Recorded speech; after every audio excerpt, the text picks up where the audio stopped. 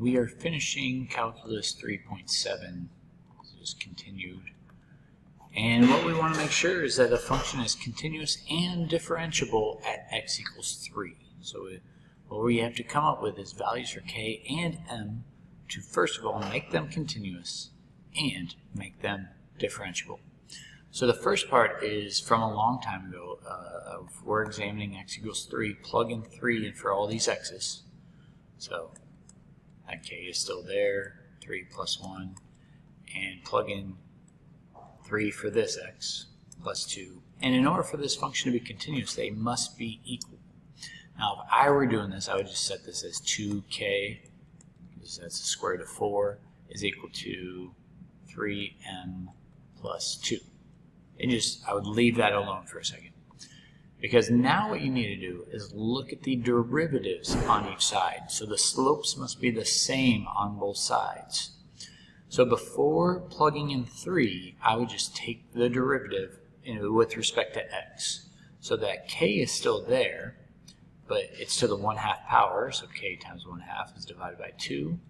The x plus 1 is now to the negative 1/2 power. Now plug in 3. Well, 3 plus 1 is still 4. The square root of 4 is still 2 in the denominator, though 2 times 2 becomes k over 4. Double check that your math matches mine. Now on the right side, the derivative of this is just 1m. So it just needs to equal m. And if you're sitting there and just saying, okay, we'll plug in 3, well, there's no x to plug in 3. So stick with me here. So this is really nice because the m is solved for, m equals. So I'm going to use substitution with a system of equations and plug it in right there. So now I have 2k is equal to 3m is equal to k over 4, so 3k over 4 plus 2. It might be to your benefit, I don't know how good you are at fractions, to change this to be 8 over 4. 8 over 4 reduces to 2.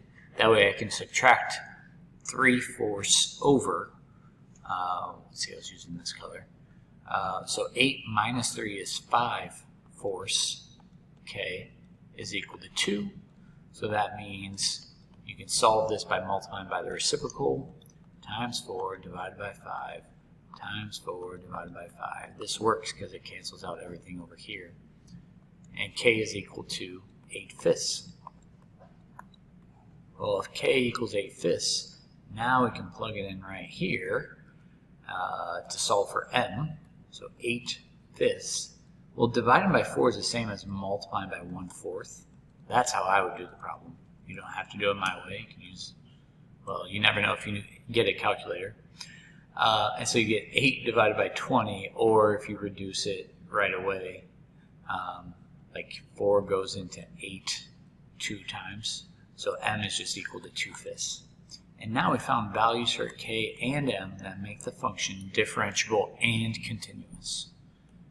I think this is neat. Feel free to pause at any point, make sure it works.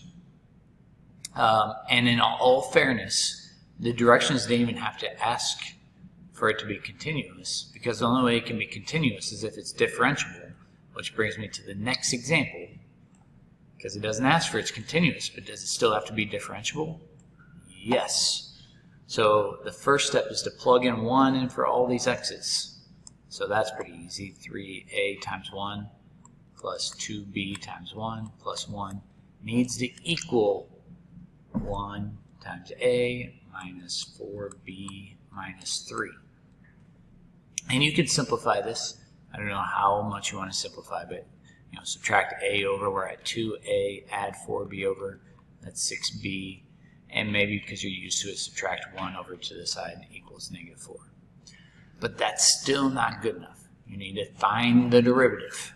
So the derivative of the top piece, I'll just do it up here, is 6ax plus 2b, and the derivative down here would be 4ax cubed minus 8bx minus 3.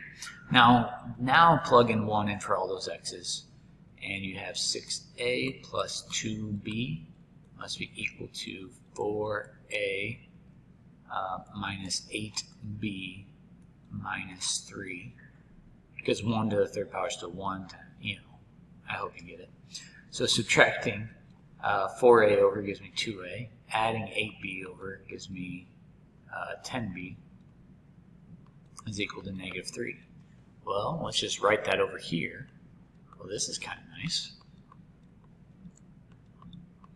Because all I need to do is negate one of these, make that a plus. So these a's will cancel. 10 minus 6 is 4b. This is elimination, by the way. 4 and negative 3 is 1. So b must equal 1/4. Now that I know that, I can go to any one of the equations now. I don't know. I'll just go over here because I feel like it. So 2a plus 10 over 4. Well, let's make that 5 over 2. And let's change that to be over 2 as well. So negative 6 over 2. So I can get the same denominator, so I could subtract over. So negative 11 over 2 is equal to 2a. As you divide that 2 over, it's just going to get stuck in the denominator. So a must be negative 11/4. So again, you can pause the video, make sure you understand it, and you can try it on your own, see if you can get the same answer, make sure you understand. Yeah, and you should be ready for the homework. So I'm going to show you the next page, make sure that you have the right homework assignment.